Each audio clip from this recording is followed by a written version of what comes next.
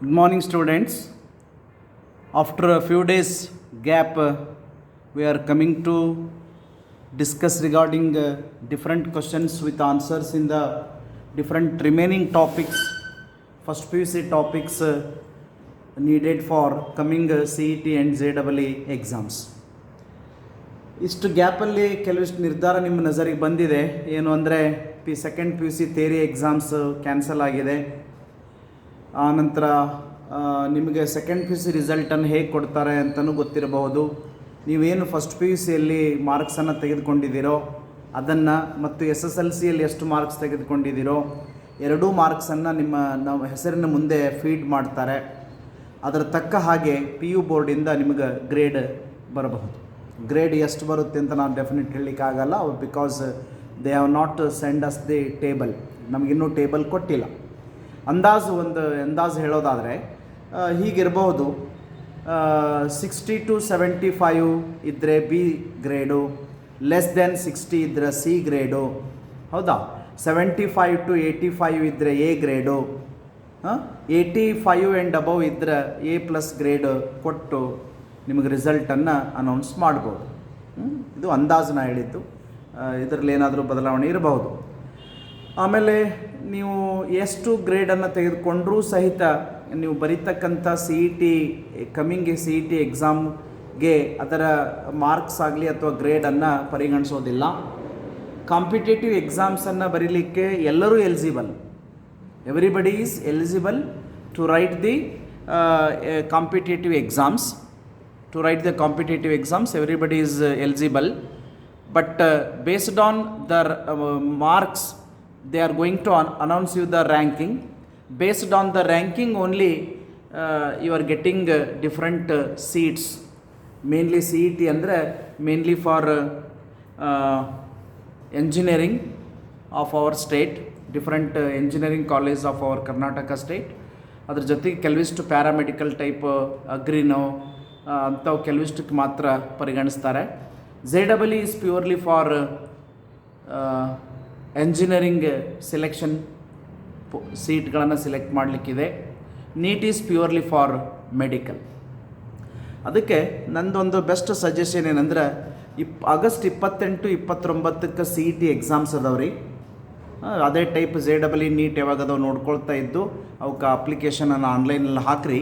CETದು ಇನ್ನೂ ಕಾಲ್ ಮಾಡಿಲ್ಲ, ಅದನ್ನು ನೋಡಿ ಎಕ್ಸಾಮ್ಗೆ ಅಪ್ಲೈ ಮಾಡಿರಿ. CET ಎಕ್ಸಾಮ್ಗೆ ಮಿನಿಮಮ್ 2 ತಿಂಗಳ ನಿಮಗೆ ಟೈಮ್ ಸಿಕ್ಕಿರೋದ್ರಿಂದ just with minimum 6 hours per day, minimum ಹೇಳ್ತಾ ಇದ್ದೆ ನಾನು, ಮಿನಿಮಮ್ 6 hours ಪರ್ ಡೇ ನೀವೆಲ್ಲ ಟಾಪಿಕ್ದ ಸಿನಾಪ್ಸಸನ್ನು ನೋಡಿಕೊಂಡು ಪ್ರತಿ ಟಾಪಿಕ್ಕಿಗೆ ಮಿನಿಮಮ್ 30-40 ಕ್ವಶನ್ಸನ್ನು ನೀವು ಸಾಲ್ವ್ ಮಾಡ್ತಾ ಹೋದರೆ ಡೆಫಿನೆಟ್ ಆಗಿ ಒಳ್ಳೆಯ ಮಾರ್ಕ್ಸನ್ನು ತೆಗೆದುಕೊಂಡು ಬೆಸ್ಟ್ ರ್ಯಾಂಕಿಂಗ್ ಪಡೆದುಕೊಳ್ಳೋದ್ರಲ್ಲಿ ಡೌಟೇ ಇಲ್ಲ. This is the best opportunity for one and all to get good marks in the coming CET exams. JEE ಸ್ವಲ್ಪ ಕಷ್ಟ ಇರುತ್ತೆ, ಅದು ತುಂಬ ಇಂಟೆಲಿಜೆಂಟ್ ಇದ್ದವರೇ ಮಾಡಬೇಕಾಗ್ಬೋದು. ನೀಟು ಕೂಡ ಲಿಟಲ್ ಡಿಫಿಕಲ್ಟ್. ಅಂದರೆ ಬಯಾಲಜಿ, ಫಿಸಿಕ್ಸ್ ಮತ್ತು ಕೆಮಿಸ್ಟ್ರಿಯಲ್ಲಿ ಕಂಪ್ಯಾರೇಟಿವ್ಲಿ ಬಯಾಲಜಿ ಈಸಿ ಇರುತ್ತೆ ಅಂತ ಮಾತು ಕೇಳಿದೆ ನಾನು. ಅಥವಾ ಜೊತೆಗೆ ಫಿಸಿಕ್ಸ್ ಅಥವಾ ಕೆಮಿಸ್ಟ್ರಿ ಎರಡರಾಗ ಒಂದು ಡಿಫಿಕಲ್ಟ್ ಇರುತ್ತೆ ಅಂತ. ಸೊ ಹಾಗಾಗಿ ಬಯಾಲಜಿ ಎಲ್ಲರೂ ಮಾಡ್ತೀರಿ. ಫಿಸಿಕ್ಸ್, ಕೆಮಿಸ್ಟ್ರಿನೂ almost you can do it. ಜೊತೆಗೆ ಫಿಸಿಕ್ಸನ್ನು ಸ್ವಲ್ಪ ಮಟ್ಟಿಗೆ ನೀವು ಒಂದು ರೇಂಜಿಗೆ ತೆಗೆದುಕೊಂಡು ಹೋದರೆ ಅಲ್ಲಿಯೂ ಕೂಡ ಒಳ್ಳೆ ರ್ಯಾಂಕಿಂಗ್ ಬರಬಹುದು. ಇದಿಷ್ಟು ಮಾಹಿತಿಯನ್ನು ನೀಡೋದರ ಜೊತೆಗೆ as I already uploaded you the questions with the options on the topic chemical bonding and molecular structure ಮೇಲೆ ಈಗಾಗಲೇ few days back only I was uploaded the questions along with answers. Key answer ಕೊಟ್ಟಿದ್ದೀನಿ. Without key answer ನೀವು ಎಷ್ಟು minimum ಒಂದು 10ರಿಂದ 12 ಕ್ವಶನ್ಸ್ಗಾದರೂ correct answer ಮಾಡಿದರೆ it is well and good. We'll try to solve each and every questions from now onwards. Read the question number 1. What is expected? ಸ್ವಲ್ಪ sudden ಆಗಿ mark ಮಾಡಬಾರ್ದು. Question ಓದಿ ಯಾವುದು perfect ಇದೆ ಅಂತ ನೋಡಿಕೊಂಡೇ ನೀವು ಮಾಡ್ತಾ ಹೋಗಬೇಕು. ಕ್ವಶನ್ ನಂಬರ್ 1 ಏನು ಹೇಳ್ತಾ ಇದೆ ಅಂದರೆ how many and what type of bonds are present in ammonium ion? How many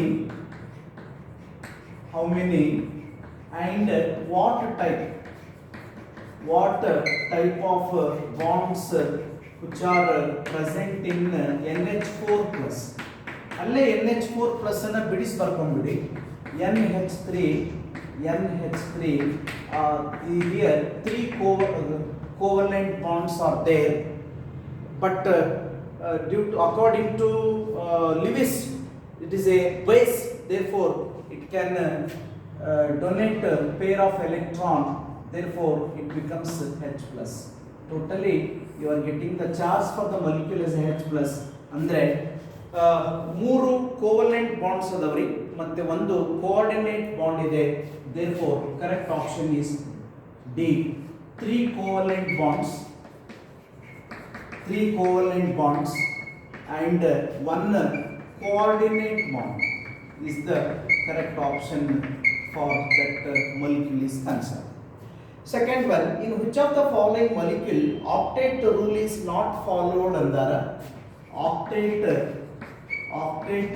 rule is not followed andara. ಸರಿಯಾಗಿ ಓದಬೇಕು. ಫಾಲೋ ಆಗಬೇಕು ಅಂದ್ರೆ ಆ ಸೆಂಟರ್ದಲ್ಲಿರುವ ಎಟಮದ ಸುತ್ತುವರೆದು 4 ಎಲೆಕ್ಟ್ರಾನ್ಸ್ ಇರಬೇಕು. ಅದು 4 ಎಟಮ್ಸ್ ಜೊತೆ ಸೇರಿಕೊಂಡು ಸುತ್ತುವರೆದು 8 ಎಲೆಕ್ಟ್ರಾನ್ಸ್ಗಳು ಇರುವ ಹಾಗೆ ನೋಡ್ಕೊಳ್ಳುತ್ತೆ. ಅದಕ್ಕೆ ಆಕ್ಟೇಟ್ ಸ್ಟೇಟ್ ಅಥವಾ ಆಕ್ಟೇಟ್ ರೂಲ್ ಅಂತೀವಿ. ಹಾಗಾದ್ರೆ ಯಾವುದು ಒಬೆ ಆಗೋದಿಲ್ಲ ಅಂದ್ರೆ ಸೆಂಟರ್ದಲ್ಲಿರುವ ಎಲಿಮೆಂಟದಲ್ಲಿ ಆಡ್ ನಂಬರ್ ಆಫ್ ಎಲೆಕ್ಟ್ರಾನ್ಸ್ ಇದ್ರೆ, ಮೋರ್ ದ್ಯಾನ್ 4 ಇದ್ರೆ ಅದು ಒಬೆ ಮಾಡಲ್ಲ. therefore correct option is again D, that is MO, because nitrogen have 5 electrons in the valence cell. ಇನ್ನು ನೋಡ್ತಾ ಹೋಗಿ it can obey others. NH3 236 CO2 obey. Next number 3, in a covalent bond formation, covalent bond ಯಾವ ರೀತಿ form ಆಗುತ್ತೆ ಅನ್ನೋದು question ಅದ meaning ಆಗಿದೆ. Question number 1, how many and what type of bonds are there in the how many and what type of bonds are there in the ammonia molecule is the first question. Second one is octet rule is not followed ಅಂತ ಕೇಳಿದ್ದಾರೆ. It is nitric oxide because nitrogen have a odd number of electrons. Okay, next question number 3, in a covalent bond formation ಯಾವ type ಆಗುತ್ತೆ ಅಂದ್ರೆ A is wrong because transfer of electrons, ionic bond ಇರುತ್ತೆ. equal sharing of electrons between two atoms correct ಇರಬಹುದು. electrons are shared by one atom only ಅಂದ್ರೆ wrong. electrons are donated by one atom and shared by another andre coordinate bond agutte. Therefore concerned to the formation of a covalent bond, correct option is B, that is equal sharing of electron pair between the atoms is the correct definition for covalent bond. Fourth one is non-polar molecule is the question. Non-polar ಅಂದ್ರೆ charge ಅನ್ನ ಹೊಂದದೇ ಇರತಕ್ಕಂಥದ್ದು. Non-polar molecule example SO2, CO2, H2O, NH3 ಗಳನ್ನ compare ಮಾಡಿದ್ರೆ B is non-polar, that is CO2. ಹೇಗೆ ಅಂದ್ರೆ C double bond O is the correct structure for the molecule. Since the bond moment is equal and opposite in the both direction, therefore net dipole moment becomes 0, hence it is a non-polar molecule. The correct dipole moment of ammonia and nitrogen trifluoride are respectively ಎಂದರೆ ಅಮೋನಿಯಾದಲ್ಲಿ ಮತ್ತು nitrogen trifluoride ಗೆ ಸಂಬಂಧಿಸಿರತಕ್ಕಂತ ಎರಡು nitrogen the new value ಅನ್ನು ಕೇಳಿದ್ದಾರೆ. that is option A is correct. 4.90 into 10 to the power of minus 30 coulomb meters and 0.80 into 10 to the power of minus 30 coulomb meters are the correct values for nitrogen in the two compound NH3 and NF3. The increasing order of covalent character. The increasing order of covalent character. Covalent character increasing ಆರ್ಡರ್ದಲ್ಲಿ ಯಾವುದಿದೆ ಅಂತ ಕೇಳಿದ್ದಾರೆ. ಇದನ್ನ mono ionic is greater than diionic, is greater than triionic. Therefore option A is correct. NaCl is lesser than MgCl2 is lesser than AlCl3. We have to give importance to the charge carried by the metal ion. In which of the following molecule the central atom does not retain any lone pair of electron? Molecule form ಆದಮೇಲೆ centre metal atom ಅದ ಮೇಲೆ electrons ಅನ್ನು ಹೊಂದಿರಬಾರದು. The compound do not have lone pair of electron after the formation of compound is the question. NO2, BF3, NH3, H2O. Nitrogen ಡೈಆಕ್ಸೈಡ್ದಲ್ಲಿ nitrogen carry ಮಾಡುತ್ತೆ, ಅಮೋನಿಯಾದಲ್ಲಿ carry ಮಾಡುತ್ತೆ, ವಾಟರ್ದಲ್ಲಿ oxygen carry ಮಾಡುತ್ತೆ. ಆದರೆ ಬೋರಾನ್ ಟ್ರೈಫ್ಲೋರೈಡ್ ದ ಫಾರ್ಮುಲಾ ಬರೆದ್ರಿ ಅಂದರೆ BF3 ಟ್ರೈಗೋನಲ್ ಶೇಪ್ ಅನ್ನು ಹೊಂದಿ 120 ಡಿಗ್ರಿ ಎಂಗಲ್ ಬಾಂಡ್ ಎಂಗಲ್ ಅನ್ನು ಹೊಂದಿರುತ್ತೆ. ಇಲ್ಲಿ ಸೆಂಟ್ರದಲ್ಲಿರ್ತಕ್ಕಂಥ ಬೋರಾನು ಯಾವುದೇ ರೀತಿಯ ಲೋನ್ ಪೇರ್ ಆಫ್ ಎಲೆಕ್ಟ್ರಾನ್ಸ್ ಅನ್ನು ಹೊಂದಿರೋದಿಲ್ಲ. Eighth one is according to Vesper theory. Valence shell electron pair repulsion ಥಿಯರಿಯ ಪ್ರಕಾರ ಏನಿರುತ್ತೆ ಅಂತ ಕೇಳಿದಾನೆ. Pair of electrons tends to occupy such a position that there must be a minimum repulsion between them. Pair of electrons tends to occupy such a position that there is a minimized repulsion antide. That is C is correct option. Pair of electron can occupy such a position that there is a minimized or a minimum repulsion between the electrons. Vesper theory prakar. Next, which of the following does not show octahedral geometry? Octahedral geometry ಅನ್ನ ತೋರಿಸದೇ ಇರತಕ್ಕಂಥದ್ದು. Octahedral geometry do not show which of the compound is the question asked. Sulfur hexafluoride ತೋರಿಸುತ್ತೆ, silicon ಹೆಕ್ಸಾಫ್ಲೋರೈಡ್ ion ತೋರಿಸುತ್ತೆ, silicon ಟೆಟ್ರಾಫ್ಲೋರೈಡು gap ಮಾಡಿ ತೋರಿಸುತ್ತೆ. ಆದರೆ option B iodine pentafluoride do not shows the octahedral geometry because it shows trigonal bipyramid. Trigonal bipyramid is the shape shown by the iodine pentafluoride. Question number 10. The type of bonds present between two carbon atoms in acetylene molecule. Acetylene molecule ಐತಿ ಮಾತ್ರ. acetylene ಅಂದ್ರು ಒಂದೇ, ethyne ಅಂದ್ರು ಒಂದೇ. Immediate ಆಗಿ formula ನೆನಪಿಸ್ಕೊಳ್ಬೇಕು. ಅದರಲ್ಲಿ ಯಾವ type bond ಅದಾವು?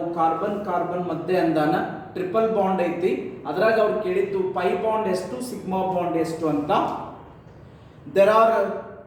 There is a one sigma bond and two pi bonds. One sigma bond that is between carbon and carbon. This is pp sigma bond. ಹೌದಾ? And there are two pi bonds. ಅಲ್ಲಿ py ಮತ್ತು pz ಗಳು overlap ಆಗಲಿಕ್ಕೆ ಯಾವುದೇ atoms ಗಳನ್ನು ಹೊಂದಿರೋದಿಲ್ಲ. ಹಾಗಾಗಿ they overlaps in the sideways manner. Therefore it is giving rise to one sigma bond and two pi bonds. Question number 11. Boron trichloride is a planar. BCl3 is a planar. Whereas NCl3 nitrogen trichloride is pyramidal. They are asking the reason. What is the reason for that? What is the reason for the shape? They are asking the reason for shape of the compound. BCl3 has no lone pair of electrons. Option D is the correct one. ಏನು ಹೇಳಬೇಕು? BCl3 boron trichloride ದಲ್ಲಿ has no lone pair of electron. Has no lone pair of electrons. But NCl3 has lone pair of electrons. Okay, so ಅದೇ type ಒಂದೊಂದೇ solve ಮಾಡ್ತಾ ಹೋಗಿ. ಅಷ್ಟು difficult ಇದರಲ್ಲಿ level 1 level 2 ಕ್ವಶನ್ಸ್ಗಳೇ ಇರ್ತವೆ ಹೊರತಾಗಿ ಲೆವೆಲ್ 3 ಕ್ವಶನ್ಸ್ಗಳು ಅಷ್ಟೊಂದು ಪ್ರಮಾಣದಲ್ಲಿ ಎಕ್ಸ್ಪೆಕ್ಟ್ ಮಾಡೋಕ್ಕಾಗಲ್ಲ, because purely based on the theory part. The type of hybridisation shown by the carbon atom from the left to right in the given compound. Type of hybridization shown by the carbon in the compound CH2 double bond CH C triple bond N ಇದೆ. Left ದಿಂದ right ಗೆ ನೀವು ಹೋಗ್ತಾ ಹೋದ್ರೆ ಯಾವ type hybridisation? This is sp2. ಇಲ್ಲೂ ಸಹಿತ double bond character ಇರುತ್ತೆ sp2. ಇಲ್ಲಿ ಟ್ರಿಪಲ್ ಬಾಂಡ್ ಕ್ಯಾರೆಕ್ಟರ್ ಇದೆ sp. therefore correct option is A, sp2 and sp hybridization. Given below is the bond angle in the various type of hybridization. Mark the incorrect match ಅಂತ ಕೇಳಿದ್ದಾರೆ.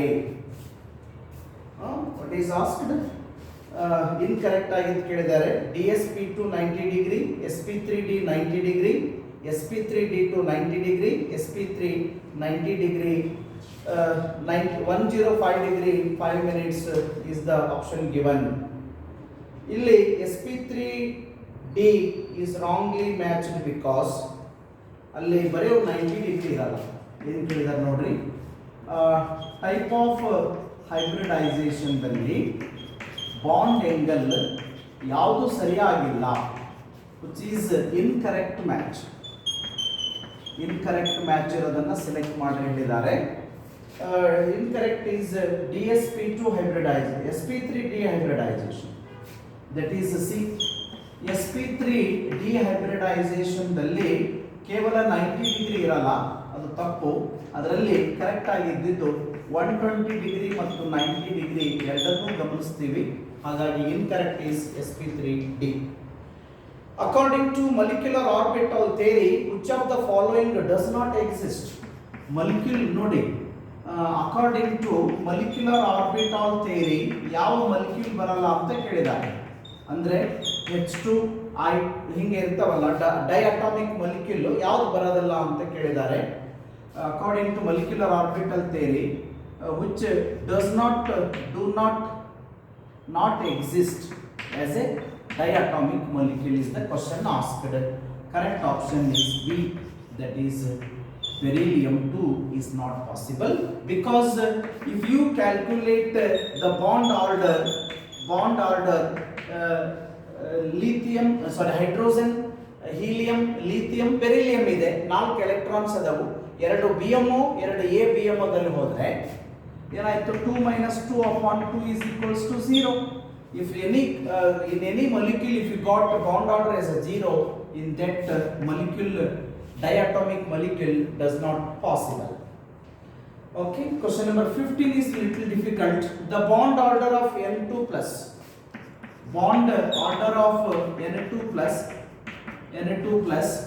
N2 minus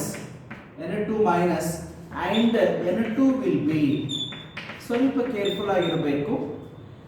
plus ಅಂದ್ರೆ electrons ಕಳ್ಕೊಂಡಿದ್ದನ್ನ ಇದನ್ನ ತೆಗಿಬೇಕು totally. Minus ಅಂದ್ರೆ electrons ಅನ್ನ minus ಬರೆದ್ರೆ electrons ಅನ್ನ ಸೇರಿಸಿಕೊಂಡು ಕ್ಯಾಲ್ಕುಲೇಟ್ ಮಾಡೋದಾದ್ರೆ you will get option 2.5 and 3 respectively. If you want I can show one at least for your confirmation. 2.5 ಹೇಗೆ ಬಂತು ಅಂತ ಕೇಳಿದ್ರೆ, what is the atomic number for nitrogen? 7. N2 ಇದೆ 14. ಹೌದಾ? 14 ದಲ್ಲಿ ಒಂದನ್ನ ತೆಗೆದ್ರೆ ಎಷ್ಟಾಯ್ತು? If you remove one, how much you will get? You will get 13 ತಾನೆ. ಸೊ ಹಾಗಾಗಿ bond order is equals to 9 minus 4 upon 2 is equals to 2.5. Other type N2 minus ಮಾಡ್ತೀರಾ 15 ಆಯಿತು ಅಂದರೆ 10 minus 5 upon 2 equals 2.5. ಬರೀ N2 ತಗೊಳ್ತೀರಾ 14 10 minus 4 upon 2 is equals to 3. Yes, therefore correct option is 2.5 and 3 is the correct option for that. Among these which indicates the existence of a molecule, easy ಇದೆ. molecule exist ಆಗಬೇಕು ಅಂದ್ರೆ ಏನು condition ಇರಬೇಕಂತ, ಏನಿರಬೇಕು? molecule exist ಆಗಬೇಕು ಅಂದ್ರೆ bond order 0 ಇರಬಾರ್ದು. ಹೌದಲ್ಲ? ಇಲ್ಲಿ ನೋಡಿ ಬಾಂಡ್ ಆರ್ಡರ್ 0 ಐತಿ ಅಂದ್ರೆ molecule exist ಆಗಲ್ಲ. ಅದಕ್ಕೋಸ್ಕರ 0 ಆರ್ಡರ್ ಇರಬಾರ್ದು. ನೆಗೆಟಿವ್ ಇದ್ರೆ ನಡೆಯುತ್ತೆ, ಪಾಸಿಟಿವ್ ಇದ್ರೆ ನಡೆಯುತ್ತೆ, ಆಲ್ ಆಫ್ ದೀಸ್ ಅಲ್ಲ. therefore the bond order must not be 0. bond order 0 bond order ಅಂದ್ರೆ ಅಥವಾ bond order 0 ಇದ್ರೆ molecule does not exist. The species having unpaired electrons, ಇದು ಸ್ವಲ್ಪ ಮಟ್ಟಿಗೆ ಈಸಿ ಆಗಬಹುದು. ನಿಮಗೆ ಸಿಂಪಲ್ ಏನು ಗೊತ್ತಿರಬೇಕು ಅಂದ್ರೆ ನಂಬರ್ ಆಫ್ ಎಲೆಕ್ಟ್ರಾನ್ಸ್ ಅಥವಾ ಅಟಾಮಿಕ್ ನಂಬರ್ ಗೊತ್ತಿರಬೇಕು. ಕಳೆದುಕೊಂಡಿದ್ದು ಪಡೆದುಕೊಂಡಿದ್ರ ಬಗ್ಗೆ ಮಾಹಿತಿ ಇತ್ತಪ್ಪ ಅಂದ್ರೆ easily you can expect. The species having unpaired electrons ಅನ್ನ ಹೊಂದಿರತಕ್ಕಂಥದ್ದು ಯಾವುದು ಅನ್ನೋದು ಪ್ರಶ್ನೆ. ಹೌದಾ? ಏನು ಕೊಟ್ಟಾರ? N2 ಕೊಟ್ಟಿದ್ದಾರೆ, F2 ಕೊಟ್ಟಿದ್ದಾರೆ, O2 ಮೈನಸ್ ಕೊಟ್ಟಿದ್ದಾರೆ. O2 2 minus is the option given for that. O2 minus will be the correct option because O2 minus ನಿಮಗೆ ಲಾಸ್ಟ್ ಇಯರ್ ನೆನಪಿಸ್ಕೊಳ್ಳಿ, ಆಕ್ಸಿಜನ್ ಮೊಲಿಕ್ಯೂಲ್ದಲ್ಲಿ 2 ಅನ್ಪೇರ್ಡ್ ಎಲೆಕ್ಟ್ರಾನ್ಸ್ ಇರ್ತವ್ರಿ. ಹೌದಾ? 2 ಅನ್ಪೇರ್ಡ್ ಎಲೆಕ್ಟ್ರಾನ್ಸ್ ಇರ್ತವು, ಹಾಗಾಗಿ ಪ್ಯಾರಾಮ್ಯಾಗ್ನೆಟಿಕ್ ಆಗಿತ್ತು. ಇಲ್ಲಿ ಮತ್ತೊಂದು ಎಲೆಕ್ಟ್ರಾನ್ಸ್ ಅನ್ನು ಪಡೆದುಕೊಂಡಿದೆ, therefore definitely it will have unpaired electrons. It is also paramagnetic. Question number 18, the pair having same bond order, ಸ್ವಲ್ಪ ಕಷ್ಟ. ಸೇಮ್ ಬಾಂಡ್ ಆರ್ಡರ್ ಅನ್ನು ಹೊಂದಿರಬೇಕು. ಇವೆಲ್ಲ ನೋಡಿದ ತಕ್ಷಣ ಹೇಳೋದಂಥವುಗಳಲ್ಲ. You should work out for both. F2 ಮತ್ತೆ O2 2 ಮೈನಸ್, N2 ಮತ್ತು CO2, O2 and O2 minus, N2 and N2 ಪ್ಲಸ್ಗಳನ್ನು ನೀವು ಕಂಪೇರ್ ಮಾಡಿ ನೋಡೋದಾದರೆ F2 and O2 minus are isoelectronic. Correct option is C. A is the correct option. F2 fluorine and O2 2 minus is the correct option because they are isoelectronic species. Therefore ಹೇಗೆ ನಾನು decide ಮಾಡಬೇಕು ಅಂದ್ರೆ F is the hydrogen, helium, lithium, beryllium, boron, carbon, nitrogen, oxygen, fluorine. 9th ಇದೆಯಾ? 9ನೇನಾ? 9 18 electrons ಅವ. ಸರಿನಾ? ಇಲ್ಲಿ oxygen 2 ಇದೆ ಅಲ್ಲ, 16 ಆಕ್ಚುಲಿ ಇದರ ಇರೋದು, ಬಟ್ 2 ಕಳ್ಕೊಂಡಿದೆ 18. So definitely they are the isoelectronic ions. Oxygen molecule is paramagnetic. ಯಾಕೆ ಅಂದ್ರೆ ಪ್ರೆಸೆನ್ಸ್ ಆಫ್ ಅನ್ಪೇರ್ಡ್ ಎಲೆಕ್ಟ್ರಾನ್ಸ್. ಹೌದು, ಆಕ್ಸಿಜನ್ ಈಸ್ ಪ್ಯಾರಾಮ್ಯಾಗ್ನೆಟಿಕ್ ಆಗಬೇಕು. ಇಲ್ಲಿ ಮ್ಯಾಗ್ನೆಟಿಕ್ ಫೀಲ್ಡ್ಗೆ ಅಟ್ರಾಕ್ಷನ್ ಹೊಂದಬೇಕಂದ್ರೆ there must be a number of unpaired electrons in them. ಎಷ್ಟರ ಇಲ್ಲಿ unpaired ಇರಬೇಕು. Presence of unpaired electrons in the molecular orbital. The compound in which intramolecular hydrogen bond is formed. Question number 20. Intra is spelling ನೋಡಿ.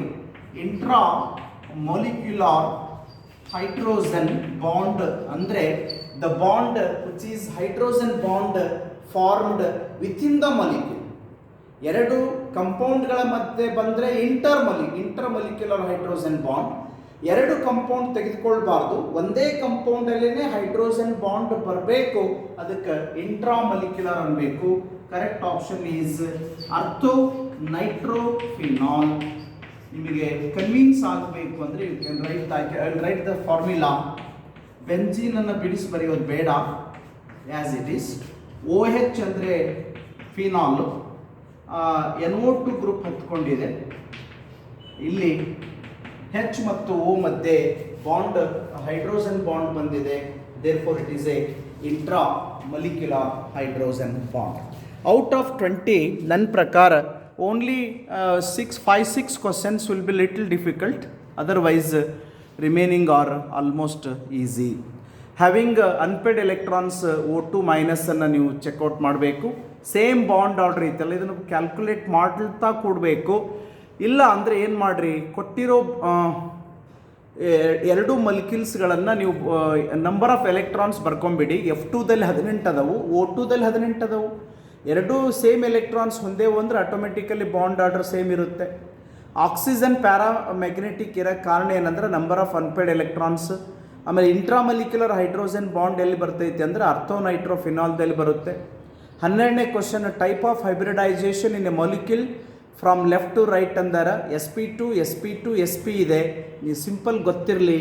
Single bond ಇದ್ದರೆ sp3 sir, ಮತ್ತು ಅಲ್ಲಿ single ಐತಲ್ಲ, single ಇದ್ದರೂ ಸಹಿತ ಡಬಲ್ ಬಾಂಡ್ ಕ್ಯಾರೆಕ್ಟರ್ ಸ್ಯಾಟಿಸ್ಫೈ ಆಗೈತಿ, ಹೌದಾ? Purely single ಇಲ್ಲ, ಹಾಗಾಗಿ ಸಿಂಗಲ್ ಬಾಂಡ್ ಪ್ಯೂರ್ಲಿ ಇದ್ದರೆ sp3, ಡಬಲ್ ಬಾಂಡ್ ಇದ್ದರೆ sp2, ಟ್ರಿಪಲ್ ಬಾಂಡ್ ಇದ್ದರೆ sp. ಹಾಗಾಗಿ ಆ ಕಂಪೌಂಡಲ್ಲಿ sp2 sp2 sp is the correct option. Type of hybridisation and bond angle which is not correctly matched ಅಂದರೆ sp3dದಲ್ಲಿ 90 ಡಿಗ್ರಿ ಮಾತ್ರ ಕೊಟ್ಟಾನ, ಅದಕ್ಕೆ ಸಂಬಂಧಪಟ್ಟಿದ್ದು 120 ಡಿಗ್ರಿ ಮತ್ತು 90 ಡಿಗ್ರಿ ಎರಡೂ ಇರಬೇಕು. ಮಲಿಕ್ಯುಲರ್ ಆರ್ಬಿಟಲ್ ಥಿಯರಿ ಪ್ರಕಾರ ಯಾವುದು ಮಲಿಕ್ಯೂಲ್ ಬಂದಿಲ್ಲ ಅಂದ್ರೆ ಬೆರಿಲಿಯಂ 2 ಈಸ್ ನಾಟ್ ಎಕ್ಸಿಸ್ಟ್. ಯಾಕೆಂದರೆ 4th ಎಲಿಮೆಂಟ್ ಈಸ್ ಬೆರಿಲಿಯಂ, ಹೌದಾ? ಅದರ ಎನರ್ಜಿ ಲೆವೆಲ್ ಡೈಗ್ರಾಮನ್ನು ಬರೆದ್ರೆ ಬಾಂಡ್ ಆರ್ಡರ್ ಕ್ಯಾಲ್ಕುಲೇಟ್ ಮಾಡಿದ್ರೆ NB ಮೈನಸ್ Na/2 ಅಂದ್ರೆ 2 ಎಲೆಕ್ಟ್ರಾನ್ಸ್ BMO, 2 ಎಲೆಕ್ಟ್ರಾನ್ಸ್ ABMOದಲ್ಲಿ ಇರ್ತಾವ್ರಿ, ಆವಾಗ 0 ಆಗುತ್ತೆ. ಅದಕ್ಕೋಸ್ಕರ ಬೆರಿಲಿಯಂ 2 ಎಕ್ಸಿಸ್ಟ್ ಆಗಲ್ಲ. ಆಮೇಲೆ bond order of N2 plus N2 minus N2 will be ಅಂದಾರ. N2 ಅಂದರೆ 14, 1 ಎಲೆಕ್ಟ್ರಾನ್ಸ್ ಕಳ್ಕೊಂಡ್ರೆ 13 ಆಯಿತು, ಹೌದಾ? ಅದನ್ನು ಲೆಕ್ಕ ಹಾಕಿ 2.5 ಬರುತ್ತೆ. N2 ಅಂದರೆ 14 ಮತ್ತು ಒಂದು ಪಡೆದುಕೊಂಡಿದೆ 15 ಆಯಿತು, ಅದನ್ನು NB ಮೈನಸ್ Na/2 ಮಾಡಿದರೆ 2.5 ಬರುತ್ತೆ. ಬರೀ N2 ತೊಗೊಂಡ್ರೆ 10-4/2 ಈಸ್ ಈಕ್ವಲ್ಸ್ ಟು ಎಷ್ಟಾಯಿತು? 6/2 ಈಸ್ ಈಕ್ವಲ್ಸ್ ಟು 3 ಆಗುತ್ತೆ. ಹಾಗಾಗಿ 2.5, 2.5 and 3 is the correct one. Molecule is exist, 1 minute. Molecule ಸರಿ ನೋಡ್ರಿ, ಅದನ್ನು ಕ್ವಶನ್ ನಂಬರ್ 16 ಅಲ್ಲ, question number 16 what is asked correct ನೋಡ್ಕೊಳ್ರಿ. Among these which indicates the existence of a molecule. Existence of a molecule question wrong ಇರ್ಬೋದೇನು ನೋಡಿ. Sorry, question number 16ಗೆ option I have return wrongly. It is C is the correct option. Positive bond order ಇರಬೇಕು. ಯಾಕಂದ್ರೆ molecule exist ಆಗಬೇಕು ಅಂದರೆ bond order 0 ಇದ್ದರೆ exist ಆಗಲ್ಲ, bond order negative ಇದ್ದರೆ ಎಕ್ಸಿಸ್ಟ್ ಆಗಲ್ಲ. ಅವ್ರು ಎಕ್ಸಿಸ್ಟ್ ಆಗಬೇಕು ಅಂದರೆ therefore 0 positive bond order is positive. Correct option is C. Okay, please work out for every topic. ನಾವು ನೋಡಿ ಸೆಕೆಂಡ್ PUC ನಾನು ಕವರ್ ಮಾಡಿರೋ ಎಲ್ಲ ಟಾಪಿಕ್ಸನ್ನು ಕಂಪ್ಲೀಟ್ ಮಾಡಿ ಫಸ್ಟ್ PUCಯನ್ನು ಡಿಸ್ಕಸ್ ಮಾಡ್ತಾ ಇದ್ದೀವಿ. You have to make use in the proper way, that's our intention. ನಾವು ಮಾಡ್ತಾ ಇರೋದು ನೀವು ಸುಮ್ಮನೆ ಟೈಮ್ ಪಾಸ್ ಮಾಡೋದು ಆಗಿಬಿಟ್ರೆ we feel little unhappy with that. ಅದಕ್ಕೆ ನಾವು ಇಷ್ಟೆಲ್ಲ ರಿಸ್ಕ್ ತೆಗೆದುಕೊಂಡು ಮಾಡ್ತೀವಿ ಅಂದರೆ ನಿಮ್ಮ ಎಫರ್ಟು ಕೂಡ ಅದ್ರ ಜೊತೆಗೆ ಇರಲಿ ಅನ್ನೋ ಮಾಹಿತಿಯನ್ನು ತಿಳಿಸೋ ಮುಖಾಂತರ I would like to stop the discussion on the topic chemical bonding and molecular structure. As one of your friend given me the information, the topics covered for you people in the first PUC classes ಅಲ್ಲಿ ಯಾವುದು topic cover ಮಾಡೋದ್ರ ಬಗ್ಗೆ ನಂಗೆ ಮಾಹಿತಿ ಇದೆ. ಅವೆಲ್ಲ topic ಬಗ್ಗೆ ನಾನು ಡಿಸ್ಕಷನ್ ಮಾಡ್ತಾ ಹೋಗ್ತೀನಿ. ಉಳಿದ ನಂತರ ಟೈಮ್ ಪರ್ಮಿಟ್ಸ್ ಬಗ್ಗೆ ಅದನ್ನು ನೋಡೋಣ. ಸೊ ಹಾಗಾಗಿ if possible tomorrow I may send you the question with multiple answers on the topic redox reaction. Redox reaction ಬಗ್ಗೆ ಕಳಿಸ್ತೀನಿ. ಒನ್ ಡೇ ಟೈಮ್ ತೊಗೊಳ್ರಿ. Next after 1 day gap I may going to discuss the answer for those questions. ಆಗ್ಬೋದಾ? Please work hard. Thank you one and all.